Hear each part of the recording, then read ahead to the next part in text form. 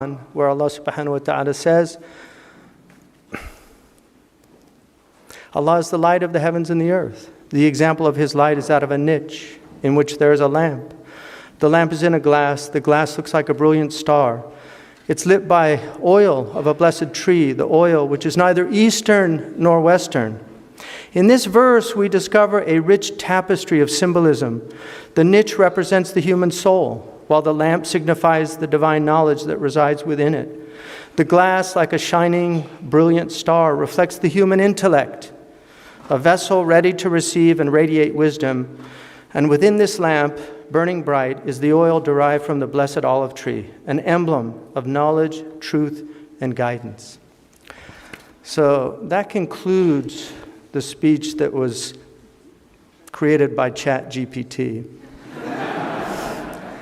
So I was telling one of our staff yesterday that we had a long board meeting yesterday, which some people think is spelled B-O-R-E-D, but it's actually not. And I was really exhausted. I said, I've got to write some words. Oh, she said, ChatGPT will do that for you. So I said, really? She said, yeah, I'll send it to you. So she sent me 3 different speeches. They were all reasonably good, which deeply troubled me. And I'm wondering how many college presidents today are giving ChatGPT speeches. Zbigniew Brzezinski, who I actually met once, and asked him if he thought the grand chessboard was still a valid thesis. And he said, there's more proof for it now than there was when I wrote it. Well, he actually wrote a book in 1967 called Between Two Ages. And in that book, he said the Third American Revolution, which the first is obviously begins in 1776, the second is the Industrial Revolution, but the third he called the Tectonic Revolution, which was the merging of technology and electricity. So he said the Third American Revolution highlights the sharp contrast between our technical success and our social failure. And it raises basic questions concerning the control and direction of the thrust of technological innovation. How are choices made? Why are they made? By whom are they made? What values are involved in these choices, and how can they be crystallized so that a coherent policy can be shaped? These questions increasingly beset all modern societies, but given the extensive social scope of contemporary American science and technology, this challenge is especially important in the United States because it affects and potentially threatens the most intimate aspects of American life. Since it appears true that this society has chosen to emphasize technological change as its chief mode of creative expression and basis for economic growth, it follows that the society's most imperative task is to define a conceptual framework in which technological change can be given meaningful and humane ends. Unless this is done, there is a real danger that by remaining directionless, the Third American Revolution, so pregnant with possibilities for individual creativity and fulfillment, can become socially destructive. So, something to think about. I probably could have gotten away with my ChatGPT speech, and everybody would have said, it was okay. So, how do we deal with that? Well, part of it is that we have to think deeply. We have to think about what technology is doing and where it's taking us. But we have to think deeply, and thinking demands effort. In fact, in our tradition, deep thinking is called ijtihad, which is the expenditure of the utmost effort that we have. Yajtahidu. It's also related to yujahidu, which is jihad, intellectual jihad. We forget about that there is an intellectual jihad to think deeply about things, but also to use our intellects to defend the most important things, just as the military jihad is to defend a state, to defend its borders against invaders. Intellectual jihad is to defend the mind against the invaders of the mind. And they're everywhere today. They're in our homes. We turn them on daily. But to think deeply and freely necessitates one's mind being free of four things: ego, which we call nafs; ulterior motives, which we call hawa; delusion, which we call dunya; and malevolent insinuations, which we call shaitan. Without freeing one's heart from these four enemies, we don't stand a chance. But I would add to them a fifth enemy: illiberal thinking, which is related to all four. And it's necessary for all four to succeed. What do I mean by illiberal thinking? I mean the thought which is done without the arts that free one to deliberate, which comes from a beautiful Latin compound, de and libere, to weigh in the balance. To weigh in the balance. In other words, to reckon with the outcomes, to determine whether a choice is a good one, does it benefit, or does its harm outweigh its benefit? This is called maslaha and mafsada. It's the foundation of our tradition in looking at what is beneficial and what is harmful, because our tradition says to follow what is beneficial and to avoid what is harmful. What are the sound scales? Why does God say, وَزِينُوا بِالْقُسْطَاسِ الْمُسْتَقِيمِ? Weigh with an upright scale. Imam al-Ghazali, in his brilliance, wrote a book of logic called Al-Qustas al-Mustaqim. That reason is that scale that God has given us, but reason enlightened by revelation. Nurun ala nur, light upon light. The light of reason when it is illuminated by the light of revelation. Through sound reason, we can weigh a proposition in the scales of free thought to determine if it's worthy of its pursuit. Then, if necessary, one can, through the art of rhetoric, persuade others of the soundness of that course or of the dangers and the perils. These five enemies are lurking in one's mind or heart during the deliberation. One loses one's way and hence one's ability to weigh. We have only introduced you to these arts of freedom, you graduates. You've been introduced to them. You're not masters of them. We're not masters of them. We're still studying them.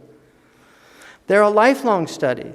The subtleties of language and literature through the mastery of grammar become clearer and more distinct the more one learns. The fallacies and follies of so much human thought reveals itself through the mastery of dialectic. And finally, the beauty of effective language skillfully used for the common good.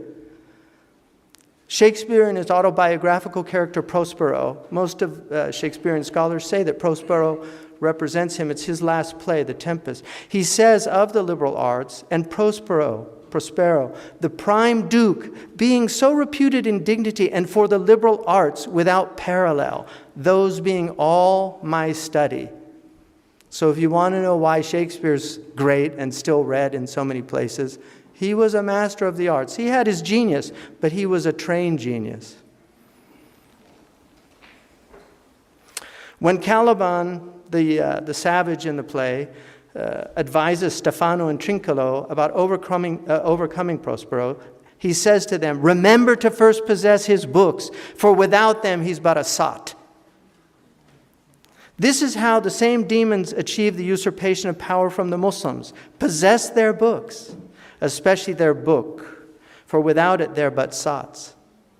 As the great German jurist Freyer stated, study conceives knowledge, but knowledge gives birth to love, love to likeness, likeness to community, community to strength, strength to worthiness, worthiness to power, and power makes miracles. This is the route to the goal of magical accomplishment, both divine and natural. Well, we have something called mafhum al-mukhalafa, which is to look at what the opposite meaning, because it gives you an understanding. So if we reverse this, neglect of study leaves one in ignorance. Ignorance gives birth to hate. Hate gives birth to differences. Differences to social fragmentation. social fragmentation to powerlessness, and powerlessness to abject humiliation, and abject humiliation to utter failure. Our path lies in the pursuit of knowledge, which prophetically was determined to be from the cradle to the grave.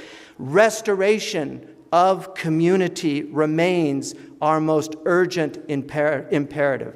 But we can only form real communities to the extent to which we can communicate, share common ideas and purposes.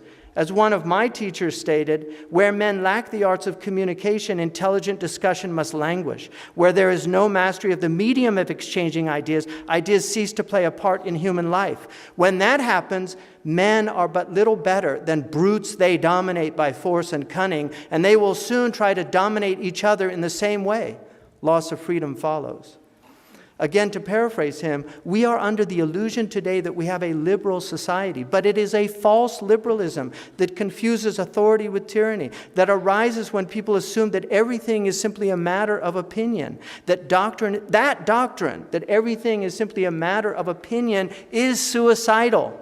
It will result in the doctrine of might makes right.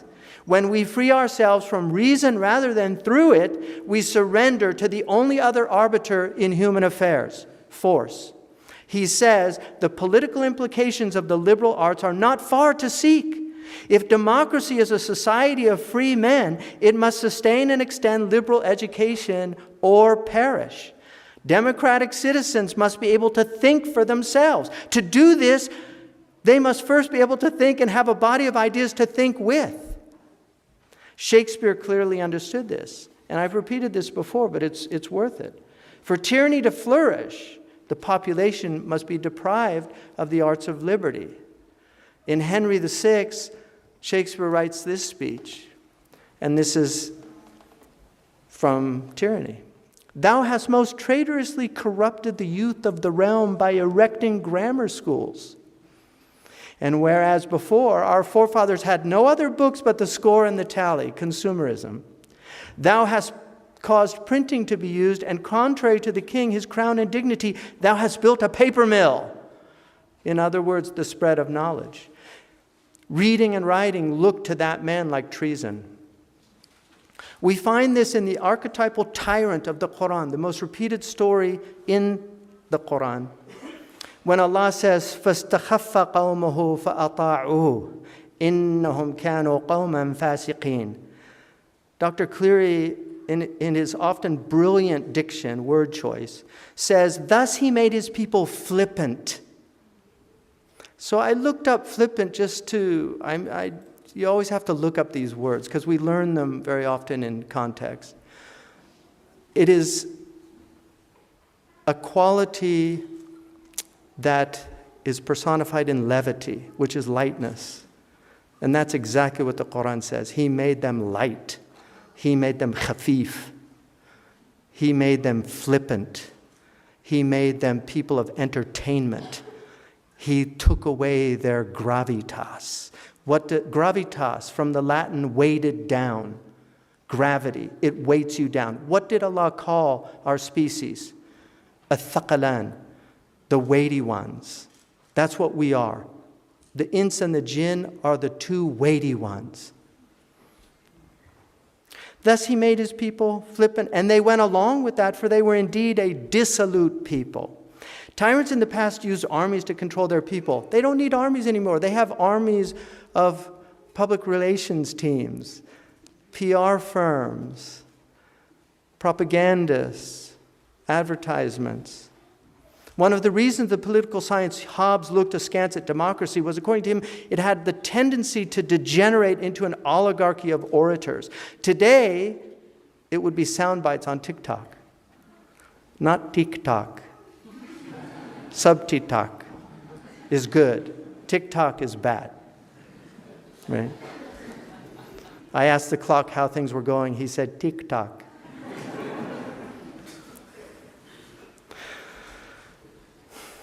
The only force that can oppose this tendency is the critical capacity of the citizenry. This can only occur if they are liberally educated. But I will say the more educated, quote unquote, in a system that indoctrinates rather than truly educates, the less they are susceptible to propaganda. This is one of Chomsky's valid points, that the most uneducated people in America tend to be the least susceptible to the propaganda. You've been introduced into a dying form of education that needs to be revived. John Kennedy, the former president, assassinated, gave a speech in front of the American Newspapers Publishers Association, and he said, without debate, without criticism, no administration and no country can succeed, and no republic can survive. That is why the Athenian lawmaker Solon decreed it a crime for any citizen to shrink from controversy. And that is why our press was protected by the First Amendment, the only business in America specifically protected by the Constitution. Not primarily to amuse and entertain, not to emphasize the trivial and the sentimental, not to simply give the public what it wants, but to inform, to arouse, to reflect, to state our dangers and our opportunities, to indicate our crises and our choices, to lead, mold, educate, and sometimes even to anger public opinion. We need to be able to discuss the momentous events and ideas that affect us and our societies with intelligence and forbearance. This is only done in the spirit of philia, brotherly love. This is why the first capital of the U.S.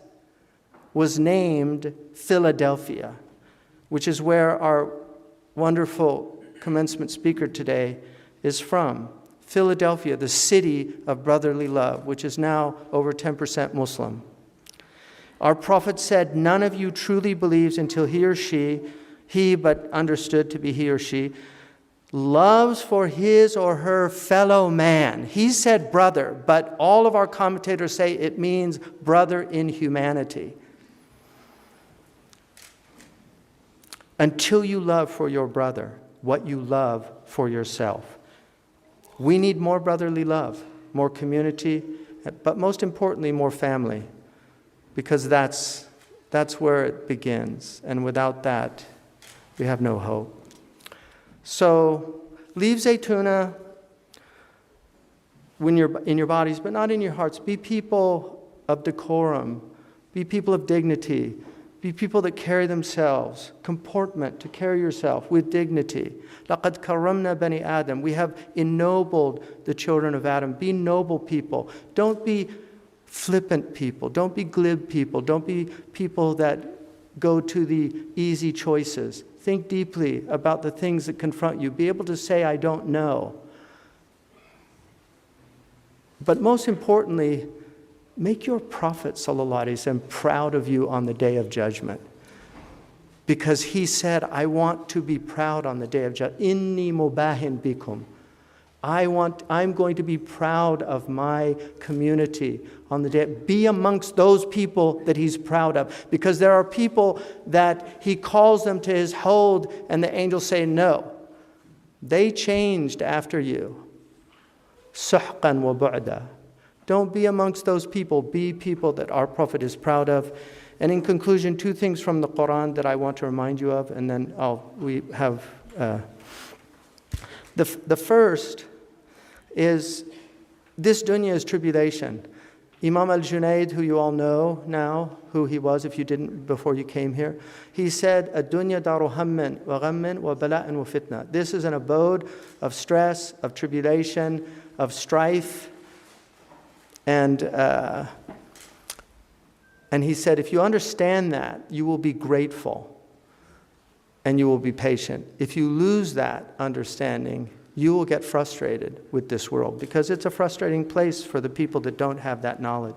So, am hasibtum an tadkhulu al-jannah walamma ya'tikum mathalu alladhina khalu min qablikum مستهم البأساء والضراء وزلزلوا حتى يقول الرسول والذين آمنوا معه متى نصر الله ألا إن نصر الله قريب. Or think you that you will enter paradise while such trials will not come to you as they came to those who were before you? They were touched by poverty and hardship and were shaken until even the messenger and those who believed with him said, when will the help of God come? Yes, certainly the help of God is near. So It's always going to be near. So just remember that. And the second one, يا أيها الذين آمنوا كونوا قوامين بالقسط شهداء لله ولو على أنفسكم أو الوالدين والأقربين. Stand out firmly for justice as witnesses, but never forget that justice must always be tempered by mercy. And our Prophet was a merciful Prophet before he was a just Prophet. Allah did not say, وَمَا أَرْسَلْنَاكَ إِلَّا عَدْلًا وَعَدَالَةً لِلْعَالَمِينَ. He could have. He was sent first and foremost as a mercy. But we need justice, and we're in a world often defined by injustice. So be people who are just to the point where they're willing to testify against themselves. Jazakumullah khairan. Assalamu alaikum.